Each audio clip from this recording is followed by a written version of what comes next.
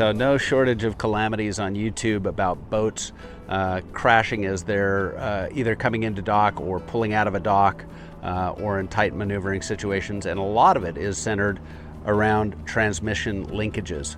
So on small boats like this, we have certain types of linkages for the transmission to engage, usually cable based, so they're either a Morse cable direct to the transmission itself and how that is locked and actuating the transmission, and sometimes also the throttle.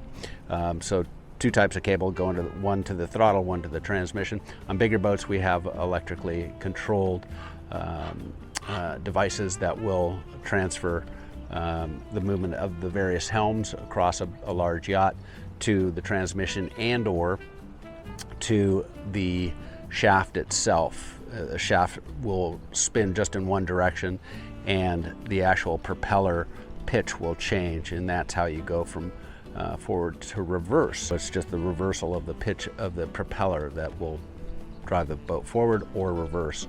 So, but in this situation, you'll see so many YouTube accidents, fact that you can't get the boat into gear, either forward and or reverse, or you can't get it out of gear.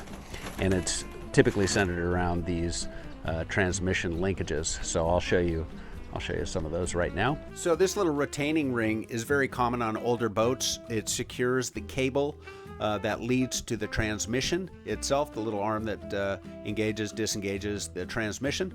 And this retainer is very susceptible of coming undone, and then the cable itself can come out of the holder, which is very dangerous because once that happens, the throttle control itself won't engage or disengage the transmission. So it's important that you either seize these type of retaining rings on the cable itself, either with seizing wire, cable tie, however you'd like to do it, but just make sure it's a secure connection. So a good thing to do, very important, is very, very basic, is when you're tied up to the dock, the boat's securely tied, you're not going anywhere, is to put the boat in gear forward, right? So put it in forward and then put it in reverse while you're still at the dock. A lot of boats that we have in marinas don't get used much. So there are a number of factors that can contribute to either the engine dying and or not being able to get the boat in gear, out of gear. So it's always important to check, of course, the fluids, so your transmission fluid, your engine fluid, the linkage itself. I'll show you how we can inspect that. And then also there's many times, if the boat's been sitting for a long time, there's sludge in the fuel. So there's growth in the fuel.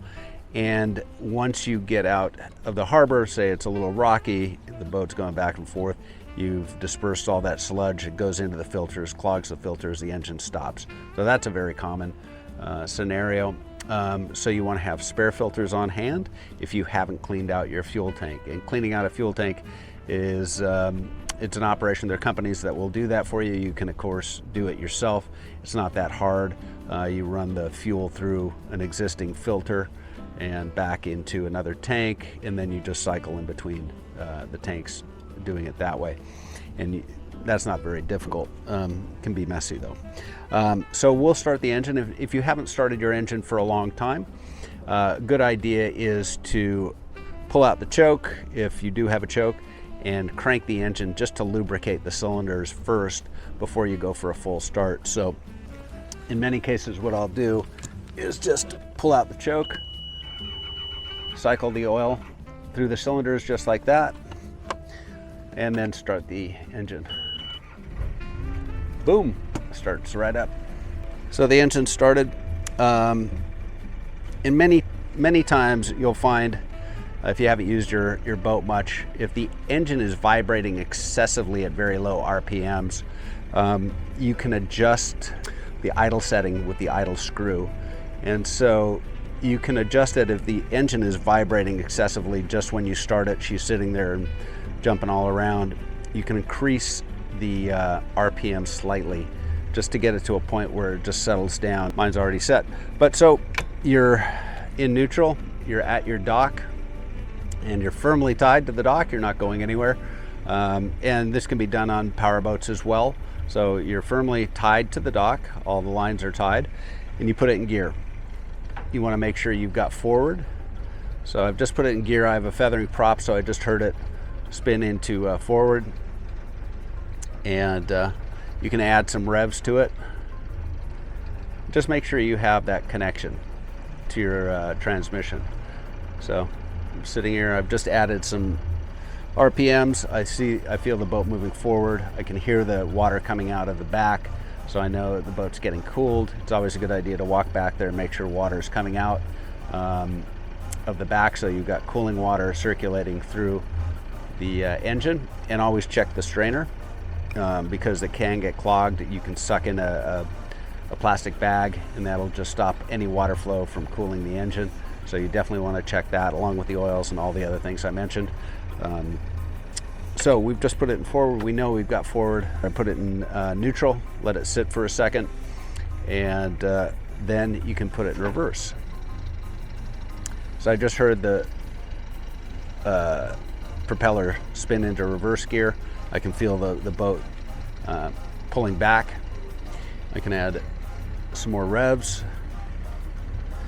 and so I've got reverse. So you're doing this just to make sure that you're able to get in and out of gear at the dock instead of when you're out in the fairway and about to run into another boat. So it's super simple, very easy to do. So, and then the movements when you're taking the boat out, especially if it's calm, it's not panic stations. There's no rush. You can do it slowly. You can slowly walk the boat out. And some boats, like this boat, only go in one direction in reverse. This is a twin-bladed folding prop. It shoots the water out to starboard, and the boat goes to port.